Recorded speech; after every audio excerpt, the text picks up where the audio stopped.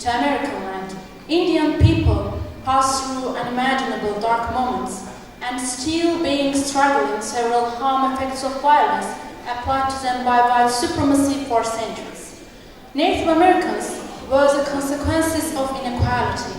Native Americans, the first Americans, were target of genocide, ethnic cleansing, which for years was the hidden history of America, kept in the closet by the authors and the forces of white mythology. So, how do Native Americans grapple with such a long-denied history? Native American writers, scholars, poets face it with candor and even irreverence, writing poems, short stories, novels, and even movies, such as Zitka Lassa, Sherman Alexie, Scott Momaday, Leslie Marmon Sirko, Louis Eldridge, and Gerald Wisner.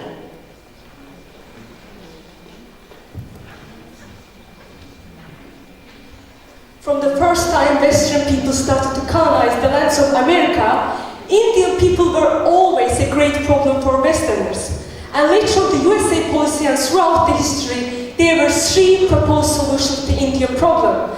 The first one was geographical movement, which was moving them out of the way for west and western parts of the Mississippi, which established Indian lands and Indian territories. The second one was reinforced after the Civil War, like the emergence of the notorious motto, "The only good Indian is a dead Indian."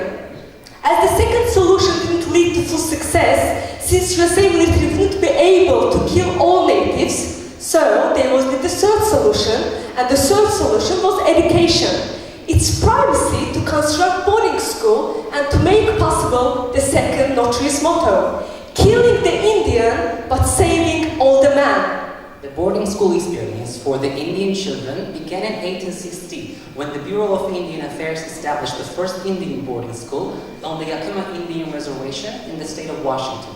These schools were devised by well-intentioned Eastern reformers, and the goal of these reformers was to use education as a tool to assimilate the native Indian tribes into the mainstream American way of life and to customize them into the Protestant ideology of the 19th century and just to civilize all these people and make them accept the white man's beliefs and value systems.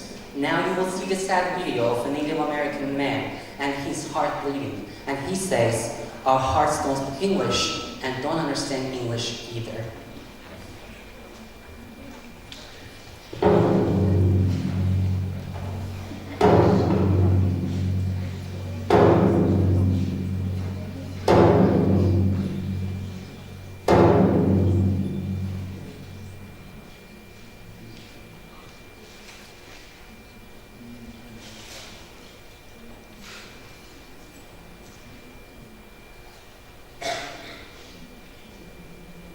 My name is Andrew Windyboy.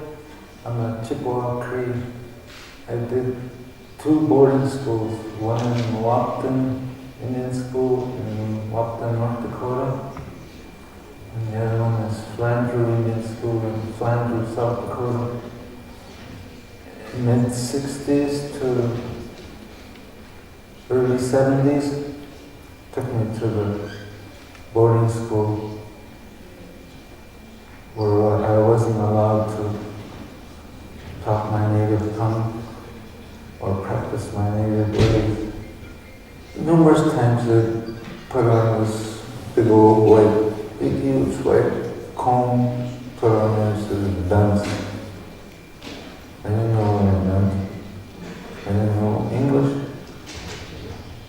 They put it on me, make me wear it all over. Kids would laugh at me.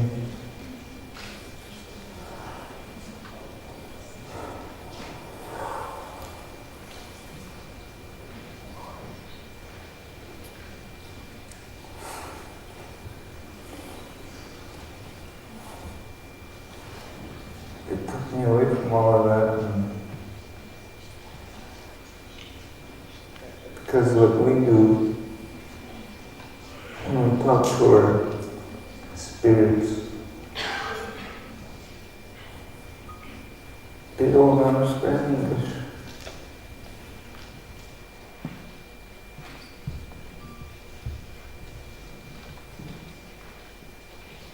Assistant Secretary Gower at a ceremony acknowledging 175th anniversary of the establishment of the Bureau of Indian Affairs on September 8 in 2000, asked for apology and commented.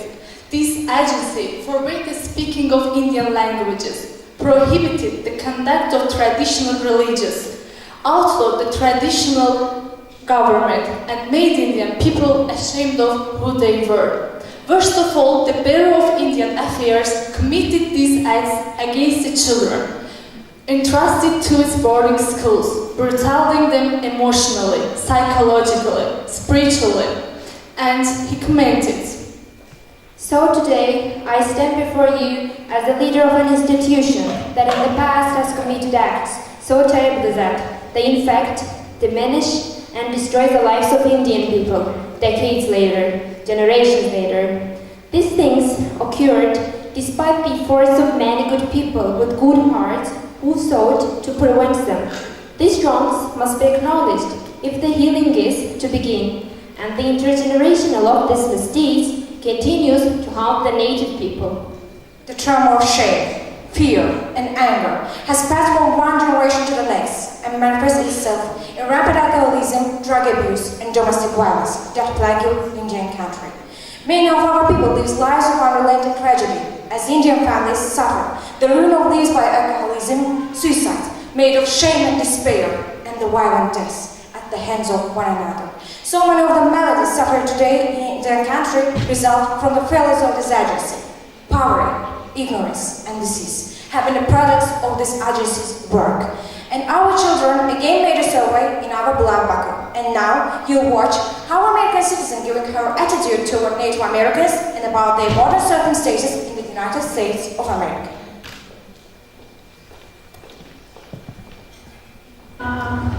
Well, slavery was very, very tragic and a very sad part of the history of the United States. It's been a torment for the people today that came from slave families. So it was very, very tragic. Native Americans, I live in Oregon in the United States, so it's an area that there's a lot of Native Americans. And again, it's very, very sad. And the only thing that I can say is Native Americans, unlike people that were brought to the United States as slaves, there's a lot more benefits. The tribes now are very wealthy, and they have good health benefits. They have special privileges as hunting and fishing, and they have special privileges for casinos. So that some sort of reparation is made to Native Americans and not to people that were brought to the United States by slavery. So that doesn't seem fair. And we just not as a country have been able to break a slave ancestor that the United States is slaves. So it's a very, very complex issue.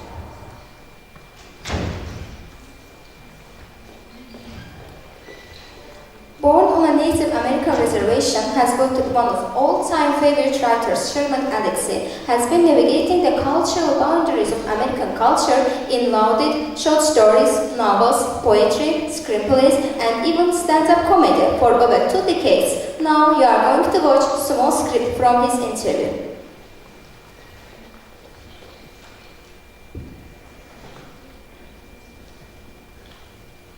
Can American Indians ever feel easy in a country that is haunted by the memories of genocide, ethnic cleansing?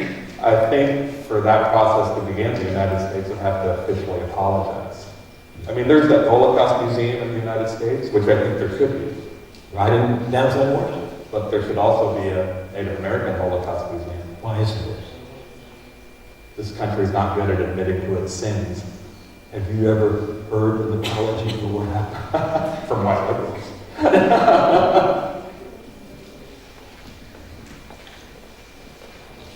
In the late 1960s and early 1970s, a generation of Native Americans who were the first to receive an education in universities outside of Indian boarding school began to publish their works. Famous Native American writer Scott Momaday won the Pulitzer Prize in 1969 1868 for House Made of Down. Native American Renaissance increased the general public understanding of Native American culture and history and provided an opening for Native American literature to enter the mainstream American literary canon. It's perhaps because of this movement, many works of Native American literature are included in anthologies of American literature today and assigned in college English classes. Now, we are going to be presenting one of the most famous works of Scott Mammadale, the Delight Song of Song Telling.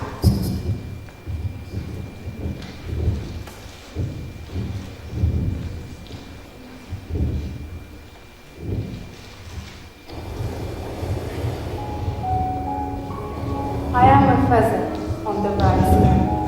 I am the blue horse that runs in the plain. I am the fish that rolls shining in the water. I am the shadow that follows each other. I am the evening light, the last of meadows. I am an eagle playing with the wind. I am a cluster of bright beads. I am the father's star. I am the cold of the dawn. I am the roaring of the rain. I am the glitter on the crust of the snow. I am the long track of the moon in the lake. I am the flame of four colors. I am a deer standing away in the dusk. I am a field of sumac and pomegranate. I am an eagle of peace in a windy sky. I am the hunger of the young food. I am the whole dream of these things. You see, I am alive. I am alive. I stand in good relation to the God. I stand in good relation to the earth. I stand in good relation to everything that is beautiful. You see, I am alive. I am alive.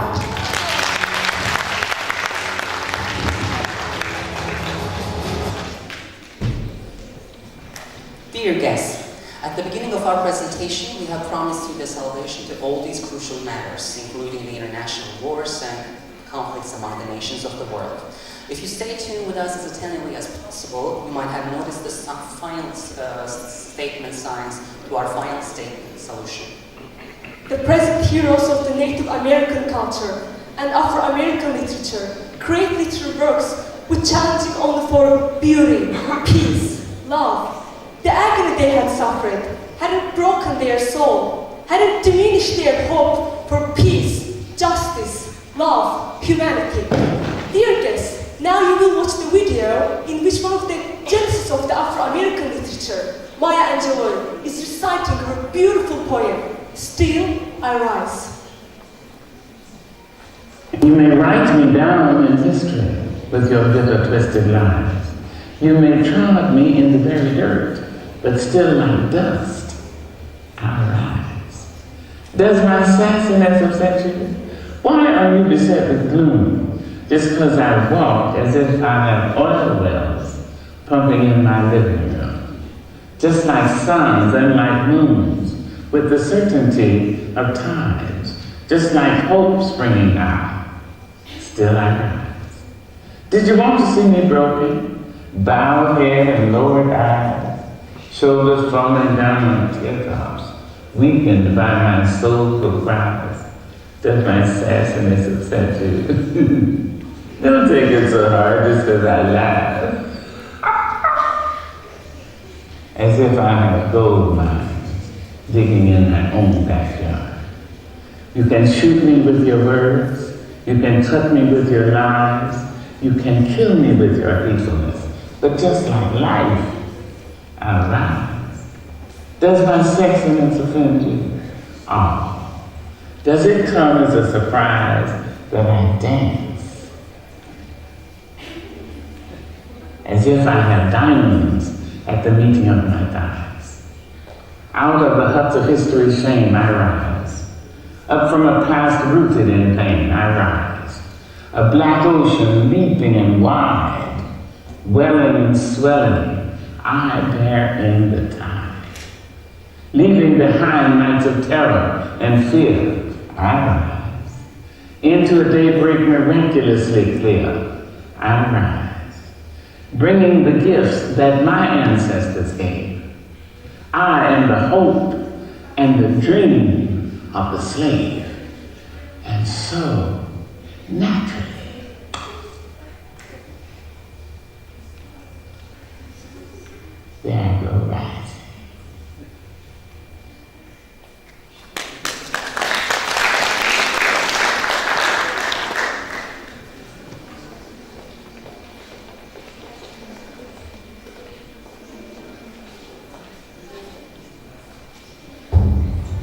If I think of my life as a class, what I have really learned? I have learned few things. First, I'm aware that I'm a child of God, and it is such an amazing understanding to think that it which made trees, mountains, rivers, stars, and made me. What I pray for is simple. To know that there is something greater than I. Then, I have to know that the purer, the bigger, the better are all children of God, whether they know it or not. And I'm supposed them accordingly. It is so hard. I blew it all the time. I'd like everybody to think of a statement back terms. The statement is, I'm a human being. Nothing human can be aligned to me. If you can internalize at least the portion of that, you will never be able to say that, oh, I couldn't do that.